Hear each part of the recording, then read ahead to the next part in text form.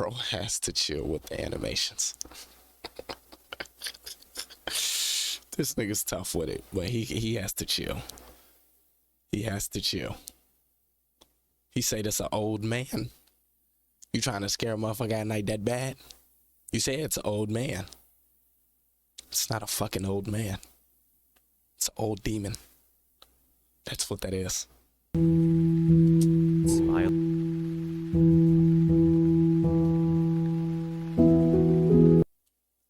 What's good, YouTube? We reacting to 3 true hunting horror stories animated by MJV Animations, my boy. I know it's good.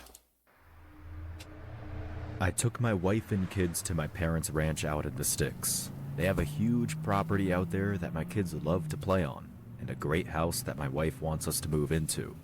The only problem with this one trip was that my wife invited her parents to stay with us for the weekend. I love my wife, but I loathe her mother. It only took her a few hours to piss me off so badly I couldn't even be around anyone.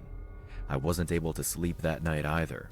I just kept cussing my mother-in-law out in my head. Around 4 in the morning, I decided to go for an impromptu hunt. I didn't even care about catching or shooting anything. I just wanted to avoid my in-laws for the day. I always take my gear with me to my parents' place in case I get the itch to go hunting or camping. So I loaded up, left a note from my wife, borrowed my dad's old bolt-action rifle, and headed into the woods before dawn. I made my way to one of the blinds I used to hunt from when I was younger, where I climbed up and got situated, then quickly started to feel sleepy, so I figured I'd take a nap until daybreak. However, I was awoken soon after by the strangest noise I'd ever heard. I couldn't tell if an animal was dry heaving or if someone out there was laughing. It was just these awful, guttural shouts. I stood up quietly and looked outside.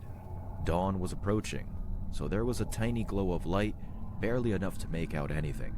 I spotted something through my scope a ways away, but I only got a glimpse of it before it darted behind a tree. I couldn't believe it, but it looked like a person, so I sat there and stared at that tree, waiting for something to appear. I didn't want to shout in case it was actually something I wouldn't want to scare away. Eventually, it was full daylight out and nothing had happened. I gave up, figuring I had just imagined it was more than it was in my groggy state, probably just a sick animal that climbed up a tree. By then, I was getting hungry, so I set up my little camp stove inside the blind. I know it's not the safest thing and the smell of food can drive away deer, but I really didn't care about anything but being alone. I had brought with me some trail mix, some chili that my dad made, and of course some instant coffee. I got the water heating up for the coffee first while I snacked on the trail mix. The sound of the stove burning was quiet, so I could still hear what was going on outside. Bro's burning a stove, a mini stove, like the ones you basically got to get fire with damn near, on wood.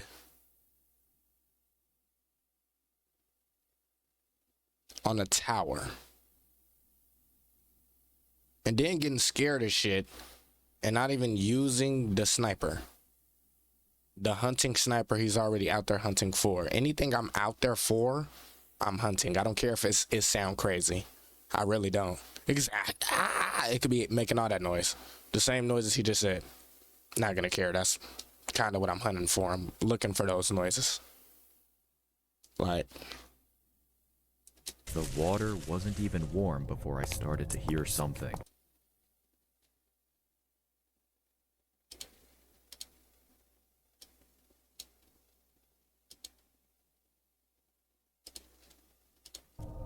It was movement, nearby and fairly large. I grabbed the rifle and looked outside, but I couldn't see anything in that direction. I thought maybe I'd moved too loud or the smell of gas drove it away. However, just a few seconds later, I heard the same noise again, even closer this time, but out the other direction. I looked over and again saw nothing. Frustrated, I lowered the rifle and stepped away from the wall, only to hear something from outside the door. I looked through, and this time there was something out there indeed, but it wasn't what I had hoped for. 30 feet away, the face of an old man was peeking out from behind a tree. He was smiling with no teeth in his mouth, just red, swollen gums. Bro got to chill with the animations. Bro has to chill with the animations. This nigga's tough with it, but he has to chill. He has to chill. He say that's an old man. You trying to scare a motherfucker at night that bad? You say it's an old man. It's not a fucking old man. It's an old demon. That's what that is. Smiling with no teeth in his mouth, just red, swollen gums. His skin was gray and greasy, and he had no hair on the top of his head but a thin gray wisp. The sight of him shook me, causing me to trip backwards, spilling hot water and trail mix all over the floor of the blind. I rushed to turn the stove off before it burned the whole thing down, and in just those few seconds, the man outside had closed the distance between us. I was still on the ground when he opened the door. Standing over me, he looked even more harrowing. He looked like a skeleton, with nothing on except a filthy pair of tattered briefs. I scrambled and reached for the rifle, expecting him to come at me, but then he immediately hit the deck and started eating all the spilled trail mix. Trapped in there with him, I just crawled back into the corner with my rifle in my hand and watched him lap up every single piece and swallow it whole like a dog. I couldn't fathom what I was looking at. A human? An animal? Something else? Would it turn to eat me when it was finished? Sure enough, when all the food on the floor was gone, the man looked at me and started crawling. He was staring into my soul with his mouth open. I don't give a fuck what it is or what I think it is or what I think it's not. It's getting shot. Making those same horrible grunting, heaving sounds I heard earlier. Panicking, I grabbed the container of chili sitting next to me in GTA. And opened it, then quickly slid it. I grabbed the container of chili sitting next to me and opened it, then quickly slid it over. The man picked it up, smelled it, then stuck his tongue out and licked across the entire surface like he was marking it. In less than a minute, the man drank the entire container and licked it clean. It was the most disgusting thing I've ever seen. When I realized he was about to demand more food and I didn't have any, I took the last opportunity while he was distracted and bolted out of the blind. I took only the rifle, letting him dig through the rest, and I ran all the way back to the ranch. I'd rather deal with my mother-in-law than find out the extent of danger I was in with that nasty freak in the woods. Let you think about that now. I told now. my family about it and reported it to the sheriff, but everyone seemed to kind of just laugh it off. The deputies did search the area around my parents' house, but they never found any trace of the man. To this day, I still have nightmares about him.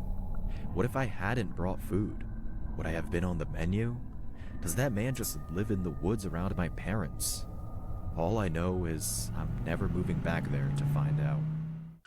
He said, fuck his Life parents. is truly filled with horror stories. These traumatic events leave many people with severe and life-altering injuries, but even after the trauma, the struggle isn't over.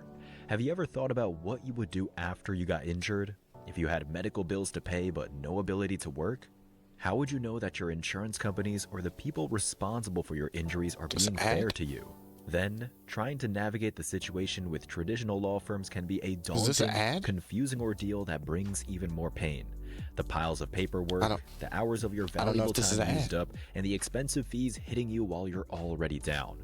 With Morgan & Morgan, America's largest injury law firm, that won't be. They got me. It was late October, and I'd finally cleared my schedule enough to schedule a weekend getaway. Hunting had always been a way for me to clear my head and just get away from all the stresses of life. I'd rented a cabin deep in the woods that seemed perfect from the pictures online.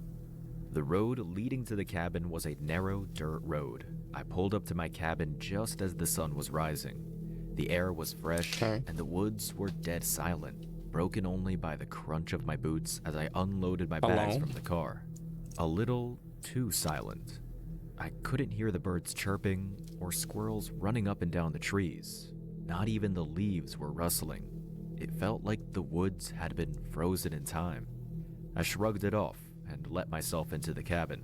It was modest, one room with a small kitchen, a creaky twin bed, and a fireplace.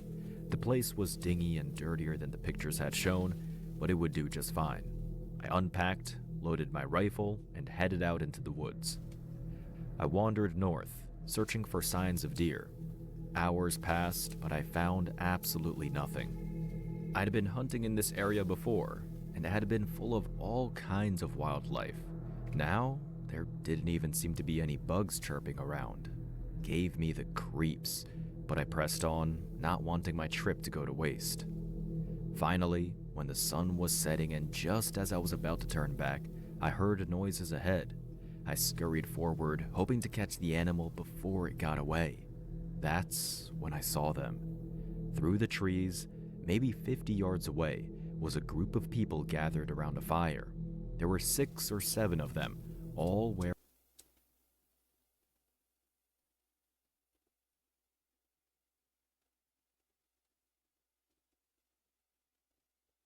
I know this is not good that I'm thinking this, but if I'm 50 yards away with a sniper, I see people like this in the woods over a fire.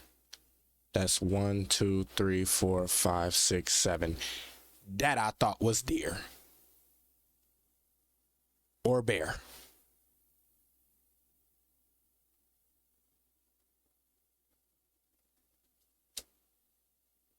wearing dark robes with hoods that obscured their faces.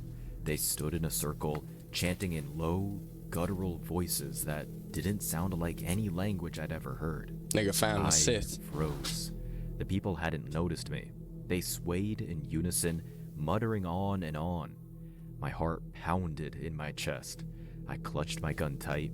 I knew these people were bad news, so I slowly began to creep backwards. I went very slowly, careful not to step on a twig or rustle a leaf. When I was far enough, I turned and sprinted straight for my cabin. My mind raced the whole way there. Who were those people? What were they doing out here? I got back to my cabin and ran for the door. I pulled out the key and grabbed the doorknob, but to my horror, the door pushed open. It had been left ajar, but I knew for sure that I had shut and locked it before I left. My stomach twisted as I stepped inside the dark cabin. I turned on the light and saw my bag had been overturned, the contents dumped along the floor. My sleeping bag had been ripped off the bed and torn down the middle. Someone had broken into my cabin. I scoured the inside with my gun, making sure no one was inside. Once I confirmed it was empty, I shut and locked all the doors and windows again. I gathered up my stuff, ready to get in my car and get the hell out. And then it started storming. Not just a light rain, it felt like buckets of water were being dumped on the roof of the cabin. Thunder struck constantly. I thought back to the sketchy dirt road I'd driven in on and realized I didn't want to take my chances on it, even if that meant staying in these woods. I heated up some food in the fireplace but didn't feel very hungry. Every noise I heard outside made me jump, thinking of those weird robed people and who could have broken into my cabin. Exhaustion started to catch up with me. I crawled into bed, still clutching my gun. My nerves wouldn't let me fully relax, but eventually I fell asleep. I woke up to the sounds of voices. At first, I thought I was dreaming. The low chanting was faint, almost drowned out by the pounding rain in my ears. But as I sat up, it grew louder. I clutched my rifle and crept to the window. They were outside.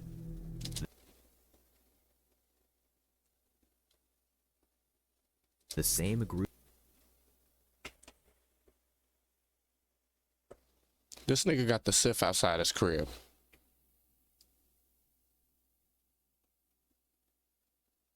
He found them in the woods, praying or whatever. I don't even know what was going on. I'm telling you, if it was me and I see these 1, 2, 3, 4, 5, however many it is, I'm shooting them. They have dark hoods. They're praying. Well, not praying, but it's like crazy sounds. And they all repeating it at the same exact time over fire. I'm not gonna waste no time. I had the shots right there. I'm not wasting that opportunity. Buddy got the Sith outside his house. Group I'd seen in the woods was now standing in a loose circle around the cabin. Even through the rain and walls that up, it grew louder. The same group I'd seen in the woods was now standing in a loose circle around the cabin. Even through the rain and walls of my cabin, I could hear their guttural chants. Goosebumps rippled on my arms, and my heart hammered in my chest. I slammed open the window and shouted into the rain, "Get the hell out of here!" They didn't flinch. They just kept chanting, "Get out of here or I'll shoot!" I slammed the window, brandishing my weapon through the glass. I grabbed my phone and called the cops. They told me they'd send a car out as soon as possible. I spent an agonizing 20 minutes keeping an eye on the robed figures through the rain. About 5 minutes before the cops came, the figures disappeared into the woods.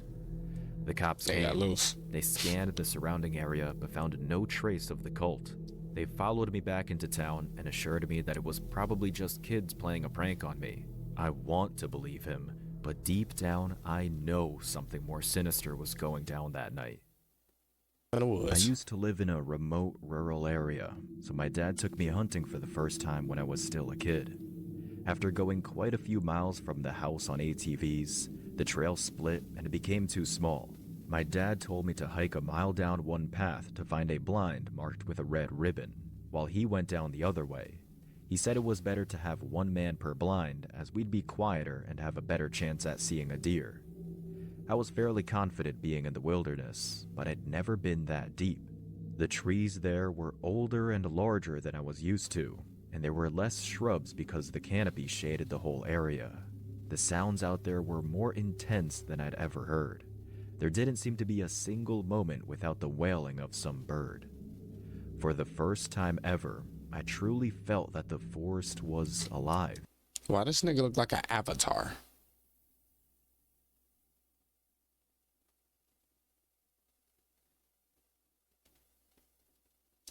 And I was the hunter coming to kill the prize beast at the heart of it. The creatures I encountered felt like spies, peeking at me before scurrying away to report my location. Who they answered to, I didn't know, but armed with my rifle, I was sure I could take them out if they caused me problems. By the time I spotted the red ribbon on the blind, the sun had been up for well over an hour. I took the ribbon down off the blind, unsure if the deer would notice it. Then I crawled inside to get warm. The day was just beginning.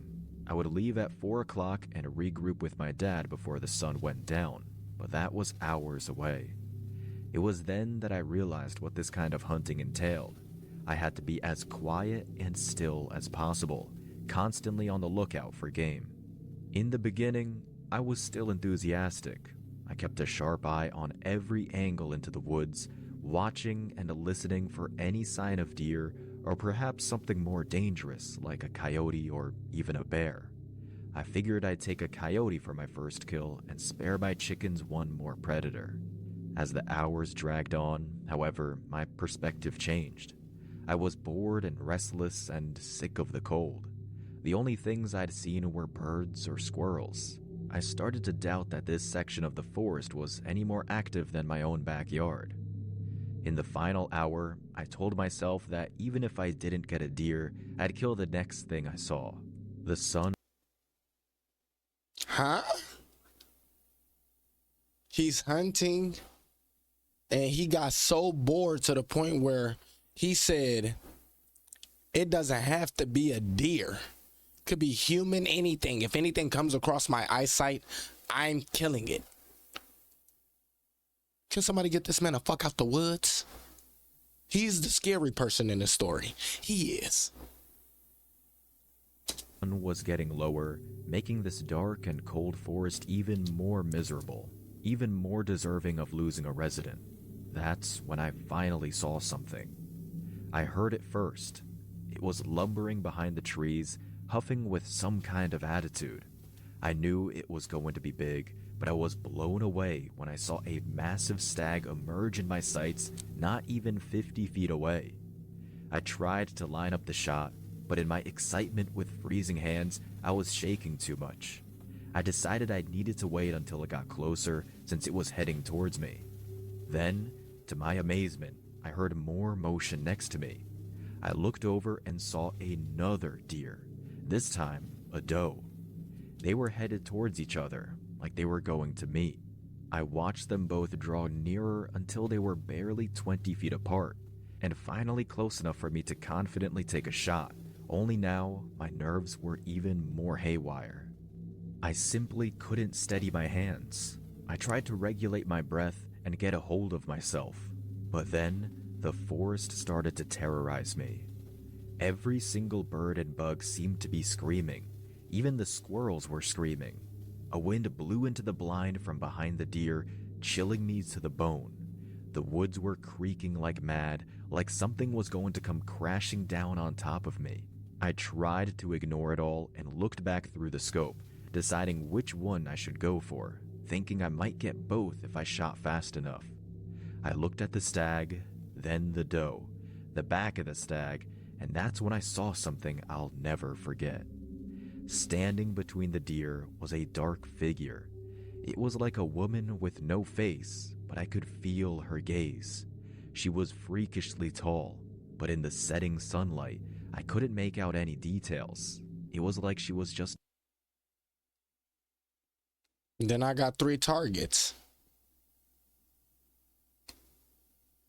Buddy, it's a 7-foot claimable woman. You're saying claim it, you're claiming it to be a woman. I have 3 targets. I have a doe, the moose or whatever, and I have whatever this is. That's just 3 targets. This shouldn't have been a scary story. You should have boom right there. You just said anything I see in here, I'm killing it. That's 3 targets. a smudge on the lens of my scope. It's not real, I thought, and squeezed the trigger with my sight set on the stag, only for the rifle to jam. I instantly felt the forest collapsing on me. Both deer looked in my direction, and the figure behind them was coming towards me, bringing dusk and darkness with her. I panicked and ran out of the blind, abandoning everything. I was too scared to look back and see that thing chasing me, so I just ran. I don't know how close or how far that thing was from me, but I didn't stop until I got back to the fork in the road. My dad was already there, waiting for me, asking what the hell was happening. I tried to explain it to him, but he thought I had just wimped out of the kill, so he made me go back with him to retrieve the rifle. Unfortunately, I hadn't set up the marking ribbon, so we weren't able to find it before it got too dark. We had no choice but to go home. I refused to ever go hunting again, which was a major disappointment to my dad. He kept going back to try and find that blind again all season, but he was never able to get that rifle back, and he always blamed me for it.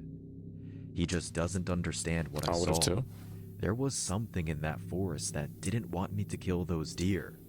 I don't know what it would have done if the rifle hadn't jammed. I just hope my dad never runs. This the first nigga in history to let Mother Nature scare him. You know, like Mother Nature be doing a lot of stuff, tornadoes, a lot of... This is the actual form of fashion that, like, he was in the woods, he was just about to get his first kill, and he let Mother Nature. He said it was a 7-foot, could have been woman, and 2 deer looked at him. It didn't want him to kill nothing in the forest. Bro, let Mother Nature scare him. I guess. That's a funny nigga. Into that thing.